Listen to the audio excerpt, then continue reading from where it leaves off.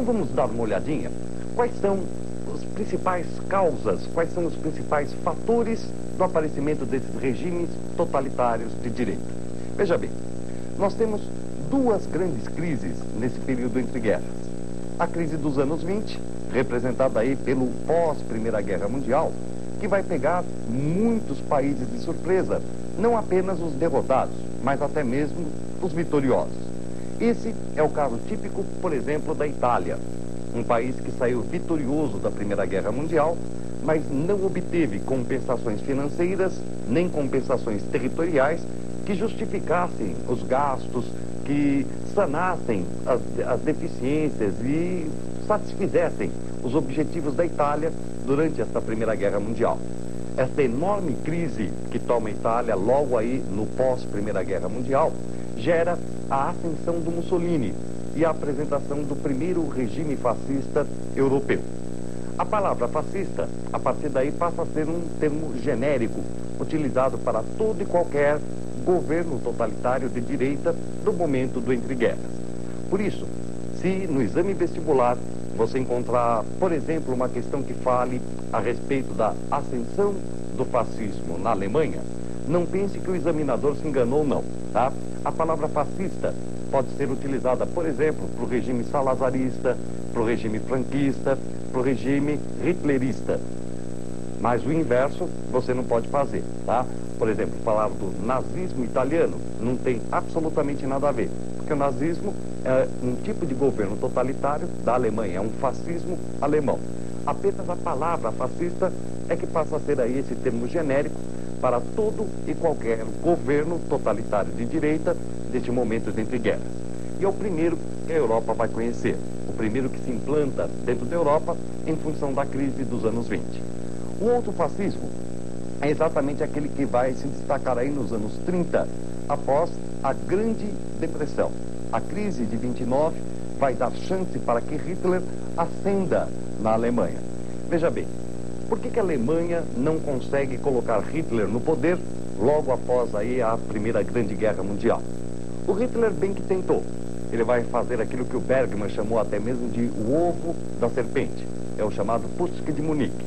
Porém, a tentativa do Hitler é falha justamente porque neste exato momento começam a chegar os recursos norte-americanos do plano Davis.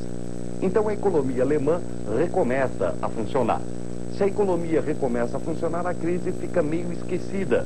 E, logicamente, o Hitler não tem chance de usar toda aquela sua parafernália para falar da crise, da depressão, etc., nesse momento em que a Alemanha voltou a crescer lentamente. Só que, com a crise de 29, os Estados Unidos se veem obrigados a repatriarem todos os capitais que haviam até então colocado ali. E a Alemanha volta a uma enorme depressão, a uma enorme crise.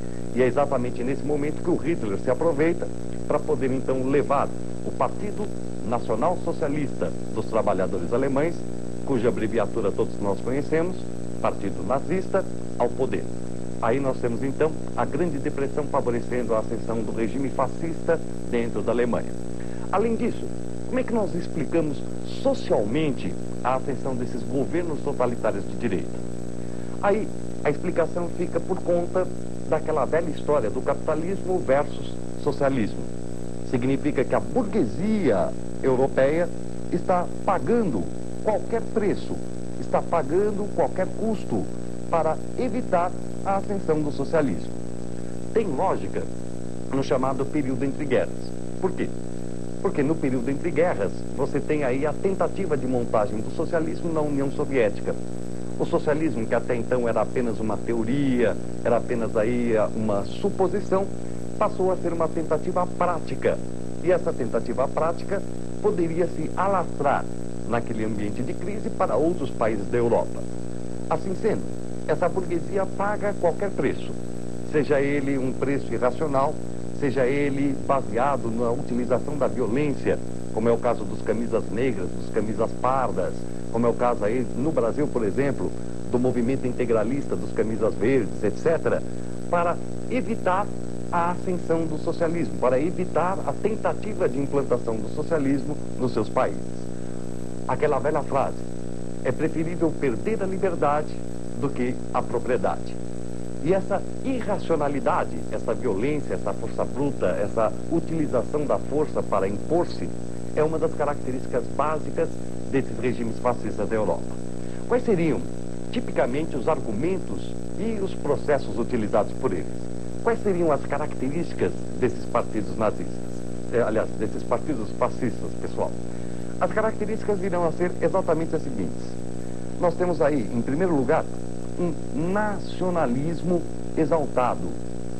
Veja bem, nação, quando ela vai começar a aparecer lá na Baixa Idade Média, ela é a organização de um mercado para que a burguesia pudesse se desenvolver. Esse conceito de nação, que é um conceito bastante prático, bastante fácil da gente entender, cresce no nosso inconsciente também. E de repente você nota que definir nacionalismo é uma das coisas mais difíceis que nós temos, é uma das coisas mais duras, árduas, que você tem para tentar fazer pelo campo teórico. O nacionalismo é uma coisa que está no teu irracional, é aquela coisa de você muitas vezes falar muito mal do teu país, só que a hora que você vê aí uma Copa do Mundo, vê aquela bandeirinha verde e amarela tremulando, você tem aquele friozinho nas costas, você tem aquela dorzinha na coluna, aquele nozinho na garganta. Resultado, o teu irracional em pleno funcionamento. A nação é, portanto, um dos principais argumentos dos partidos fascistas para a sua imposição. Além disso, nós temos também uma dupla bastante fácil de ser entendida. Um antiliberalismo e um antissocialismo. Antiliberal, justamente porque se crê que as crises se devem exatamente aos governos, aquela multiplicidade de partidos e tudo mais. De repente, então, esse liberalismo gera o caos e não a ordem. Por isso mesmo, sejamos antiliberais. Imponhamos uma só vontade. E claro, antissocialista, apesar de utilizar-se de todos os argumentos dos partidos de esquerda. É o caso, por exemplo, da própria sigla do Partido Nazista. Para ver. Partido Nacional Socialista dos Trabalhadores Alemães. Quer dizer, eles usam todos os jargões do socialismo para poder, inclusive, trazer o proletariado para o seu partido, que é de extrema-direita. E veja, o Mussolini, por exemplo, argumentava em cima da famosa teoria da luta de classes de Marx. Se a luta de classes é a luta entre o burguês e o proletário, diz Mussolini, um antigo socialista convicto, que na realidade a luta do burguês italiano contra o proletário italiano prejudica a nação italiana. E como fica a questão da luta de classes? O Mussolini resolve utilizando exatamente a exaltação do nacionalismo. Há o problema da luta da nação burguesa contra a nação proletária. A Itália seria uma nação proletária que deveria, portanto, se compor para enfrentar as demais nações burguesas. A deturpação, portanto, de toda esta argumentação dos partidos de esquerda passa a incorporar-se aos partidos fascistas, que, assim, conseguem uma argumentação bastante clara, bastante clássica, para poder trazer também o proletariado para a sua causa. Então é antiliberal, é antissocialista, apesar de usar os jargões do socialismo. É também pró-unipartidarismo, contra aquela multiplicidade de partidos. Então a velha história, uma só nação, um só Deus, uma só pátria, para que mais partidos? Basta o nosso, basta o Partido Fascista, basta o Partido Nazista. E além disso, para você impor essa argumentação que é bastante irracional, você precisava de uma liderança muito carismática, aquele indivíduo que te convencesse das suas ideias, te convencesse da veracidade e da praticidade desses ideais. Assim sendo, nós vamos ter essas características em comum na maior parte dos regimes fascistas dentro da Europa. Mas também é importante que nós saibamos fazer algumas diferenças entre aquele que é o fascismo alemão e aquele que é o fascismo italiano.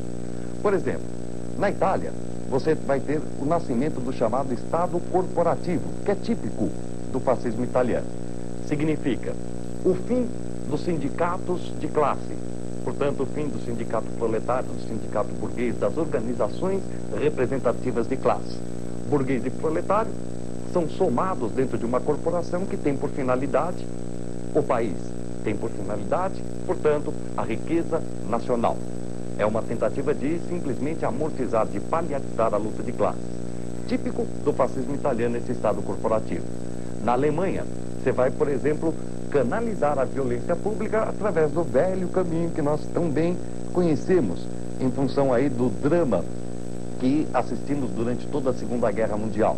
Ou seja, o arianismo, a perseguição racial, especialmente centrada sobre a comunidade judaica.